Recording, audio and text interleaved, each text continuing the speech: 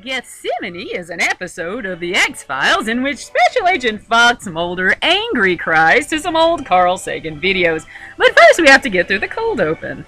So this episode begins with an alien on top of a mountain with two jackasses finding him. And just imagine being this alien traveling through time and space with technology far exceeding light years ahead of anything we've ever seen on Earth, just to get frozen on top of a mountain like fucking Iceman and dug up by these two assholes. Pro tip, never go camping with Mulder. Well, these two assholes, one of which is named Arlensky and the other is named BAB-cock. Go camping with Mulder, that's their first mistake. And absolutely everyone is murdered in the camp while Mulder goes on his alien walkabout discovery mission. But not before he shames Scully for her faith. So Scully's having a nice family dinner with her brother Bill, who everyone is obligated to laugh at his shitty jokes. Maggie also invites Father McHugh.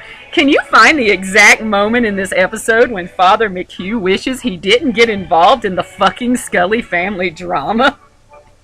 But Scully gives a nice little mealy-mouthed answer about how I don't need my faith anymore, I depend on science. And throughout this entire episode, I just want to say, as a cancer patient and survivor, the day after my chemo treatments, my fucking cells hurt, and I just want to lie in bed and die. And Dana Scully goes throughout this entire episode just browbeating herself about what a terrible job she's doing. Girl, listen, you're fucking killing it in this one, Dana Scully.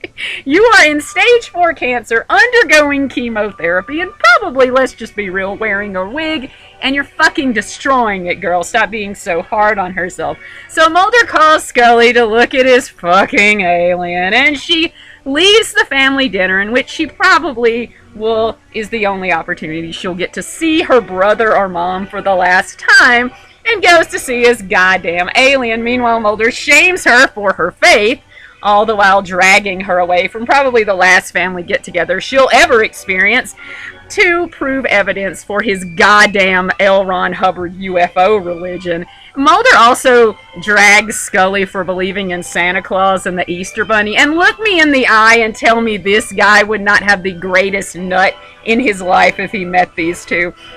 So Mulder has a fucking hissy fit, and he's like, Scully, alien evidence, because Mulder's a terrible friend and cannot be concerned with his best friend undergoing cancer treatment at this time. I also just want to remind everyone how this episode follows Demons, in which Mulder got holes drilled in his head and then tried to shoot Scully.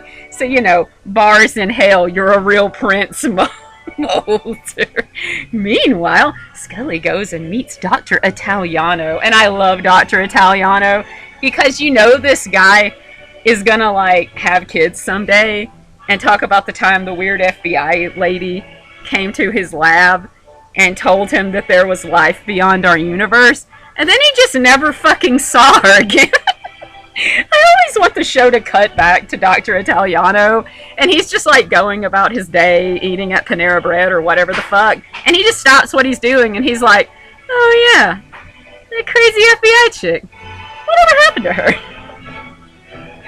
But that's not before Michael Kritschgau! So Michael Kritschgau is this government goon, and he really just came here to Dr. Italiano's office, like, to do some bidding for his fucking shadow government overlords, and he was just on a routine job, and then he picked the wrong day to cross Dana Catherine Scully, because as soon as he pushes her down that stairwell, his life is over, and you can see it.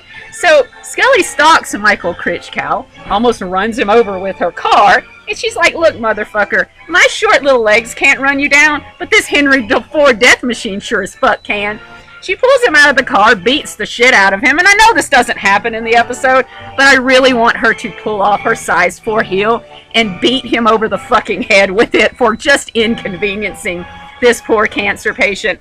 So anyway, they go and they do an autopsy on Arlensky's fucking alien, which is gross and also kind of cool. And then BAB-cock